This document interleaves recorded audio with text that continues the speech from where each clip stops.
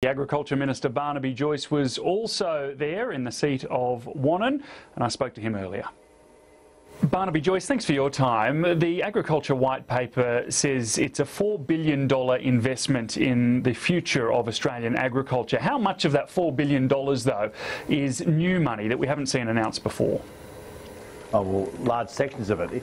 If you look at the things such as the $250 million a year in concessional loans that we bring forward, the $100 million a year to deal with issues such as pest control and pest eradication, the $100 million that we put forward for further research and development, the fact that we are increasing the farm management bonds, which are a tax-deductible deposit, from $400,000 to $800,000, allowing them to be offset against the loan that you have on the property, basically giving you a tax deduction to pay off your loan, to try and encourage you to have more equity in your place. The money that we put to new people working in trade overseas to try and drag new product into new destinations so we can get markets open up for things such as kangaroo meat and expand existing markets such as beef, wool, sheep. The fact that we stand behind the capacity to get a fair deal back on the farm, so an ACCC commissioner dedicated directly to people on the land, looking after the mums and dads on the land. And this is just part of it. We have $500 million. But doesn't all of that add up to just $1.2 billion in total, or somewhere close to that amount, not $4 billion? Well, if you take $250 million a year over 10 years, I know what my maths are like, but I reckon that's about $2.5 billion. Okay, the $250 million in concessional loans for drought-affected farmers you're talking about, I assume that money has to be paid back, though, by the farmers with interest, doesn't it? Well, we are putting it through at a rate that I don't think you'll get anywhere else. So it is one of the cheapest rates around. Currently about 3.21%, and that should go down to around about 2.71% around about the 1st of August. That's pretty cheap money, David. In fact, it's no, that's true. I concede it's cheap money, but my point, I suppose, is to sort of add that to money that the government has handed out. That's not quite right, is it? Well, what are we actually doing in direct funding for people who are dealing with droughts? And remember, this Ag White Paper it deals with drought, but it goes way beyond that, and also dealing with the best turnaround in commodity prices we've seen in the history of our nation, in beef and sheep and wool. But we're putting $498 million over the forward estimates in direct payments under the farm household allowance, criteria for which we changed so that more people could get access to that. And now we've had more than 5,000 people get access to farm household allowance. The previous government, only 367 got the interim farm family payment. We have well in excess of 500 people, I think over 550 people, who've got access to concessional loans under the previous government. 8. 1, 2, 3, 4, 5, 6, 7, 8. That's what they did. We've done in excess of 550. So I think it's not fair to say that we aren't doing substantially more, even beyond the concept of what the previous government did. Not that I want to pillory them, but I think the facts need to be drawn out. On infrastructure, and in particular dams and water infrastructure, $300 million in new money will be handed over. Is that only if there's a partnership found with either the states or private enterprise or both? Because the Prime Minister seemed very keen on that today. Well, it could be, and what we need to do is clearly state that we're prepared to build dams. We don't believe that the vision of Curtin, Chifley and Menzies is over, that the capacity for this nation to build a dam has now ceased to exist. Will you build dams on your own, though? We have two parts to this plan, David. It's very important. The 100% write-off for water reticulation on farm, so the farmer uses their own money to upgrade all the water infrastructure on farm.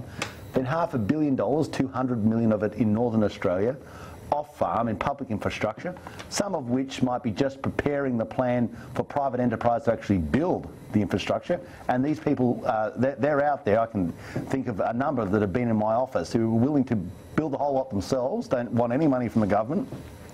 Others, they'll be take a section of money from the government. Others will be working with superannuation funds to get the offtake through things such as hydroelectricity. And we've put $50 million for the assessment of those deals, and $450 million in raw capital to help in the construction of those deals. And if you look at what we've done with the mobile phone towers just recently, we put $100 million on the table, and I think we got more than a $600 million bill. So this is a government which knows how to leverage up and has the competence and the business acumen to make these things stack up so that we get more bang for our taxpayers' buck. But there was no plan by the previous government for any dam construction. They had no vision. Yeah, let's stick with this government. I do just one more on dams. We should stick with this government. How will you decide where those dams, where those water infrastructure projects will be built? Well, we've got a range of them that we've already seen. If you put an extra metre on the ORD scheme, that'll give you an extra 1 million megalitres, 1,000 gigs in the northwest. That'll take water all the way back, even without even extending the dam, just the water infrastructure, taking the water all the way back into the Northern Territory. Nalinga Dam at the back of Cairns. You have Emu Swamp near Stanthorpe for the permanent plantings such as fruit trees. Dungowan, that's going to residential and farming water. McAllister down in Victoria, all the way around our nation, and we've already started building dams in Tasmania. $120 million expansion of water infrastructure there, 60 million of it provided by the federal government. So, and we've also already started Chaffey Dam near Tamworth. So it's not a case that this is pie in the sky. Not only do we propose it, we're already doing it, and it works hand in glove with the 100% write-off on farm, with the write-off over 3 years for storage of fodder such as silos and hay sheds, the 100% write-off on fences.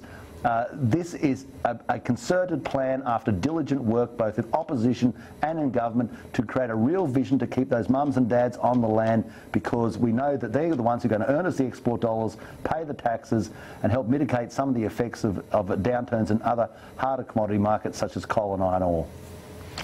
I imagine one of the things that will be very warmly welcomed by farmers is the doubling of farm management deposits. They're the funds, of course, that are there for farmers to contribute to in the good times so they can draw down in the bad times. Why are those funds important? Why have you doubled them? Oh, because when I went on the road to just basically talk to people about what they wanted in this Ag White Paper, and we received, David, more than 1,000 submissions, over 650 in the Green Paper, over 350 in the White, and on returns on the White Paper, a commentary on that. It was places such as Lindy Gully where people said, well, this is something that would help us.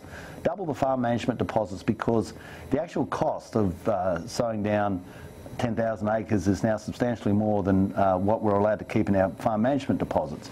So this allows us to store up for the bad years. But what we've also done there, David, and this is very important, and it wasn't allowed in the past, is we're allowing it to be offset against the money that they've borrowed from the bank. So if, David, you and your partner have an $800,000 loan from the bank, you can get over time start putting money towards an $800,000 farm management deposit. One offsets the other, but you've got a tax deduction for the farm management deposit. Now, David, why would we do this? Because one of the key things that I recognise as a former accountant and a person off the land is you've got to have equity. You've got to encourage people as much as possible to pay down the debts. And that's something I would have liked the previous government to have done on a more federal scale. Pay down your debts and you'll survive into the long term. Just ask the people of Greece about that. Also 5 agriculture counsellors who will help open up Australian agricultural exports to international markets. Where will they be based and how will they work? Well, we've got 5. It's over a $30 million investment, and this allows us to drag product through. Let's give an example of one where it may be. It hasn't been. We haven't actually nominated those spots, but it would be likely that we'd have one in China. Now, one of the big markets that we are always on the edge of, David, but we haven't quite tapped is getting more kangaroo meat from this nation into other nations. It's protein, it's lean, it's completely evolved for our environment, but we don't have the capacity to pull it through from other destinations. that sort of investment gives us the capacity and the expertise on the ground in those markets to pull new product through, getting our nation more export dollars and also helping people out in the far west districts by reinvesting in those people who, in the past, the kangaroo industry was their industry. That's how they paid off their house, that's how they got their kids through school, that's where their money came from. But it's slided, it has drifted under previous governments. We want to reinvest in it, get it going. Likewise, we've got other destinations for our beef, for our wool, for cotton, for our citrus, for our fishing, for our fisheries, for our timber product. But we need the expertise on the ground overseas to get rid of to deal with some of the bureaucratic issues, protocol issues, so that all the paperwork's right there, all the paperwork's right here, and we can connect the Australian product to the overseas market, earn export dollars for our nation, put ourselves in a better financial position.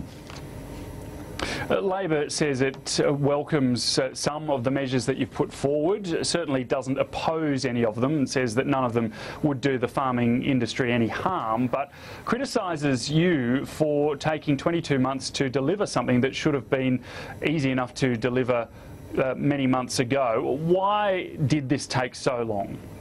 Well, let's answer that in three parts. First of all, I commend Mr Fitzgibbon for saying that we'll work with the government to make sure that we facilitate the quick passage of legislation where this is required. The second thing I would say, I would rather wait a period of time to provide something substantial than to rush out and provide something that was a glossy motherhood statement and didn't actually deliver anything tactile, anything real.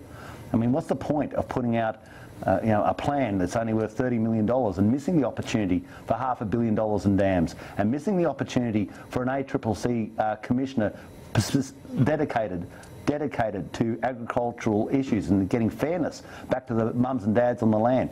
What's the point of rushing something out and not getting the capacity for $250 million annual concessional loans back to farmers, or losing the capacity to get that investment, further $100 million in research and development, or the further $100 million in pest control, or the $200 million in biosecurity, so that we have a clean, green image that can be maintained and protected into the future. Now, you can rush out and deliver a glossy brochure which looks good, but for which the only real benefactor was the printer. I'd prefer to do something for which the true benefactor is the mum and dad on the land. Barnaby, Joyce, we'll have to leave it there. Thanks so much for joining us today. You're welcome, David.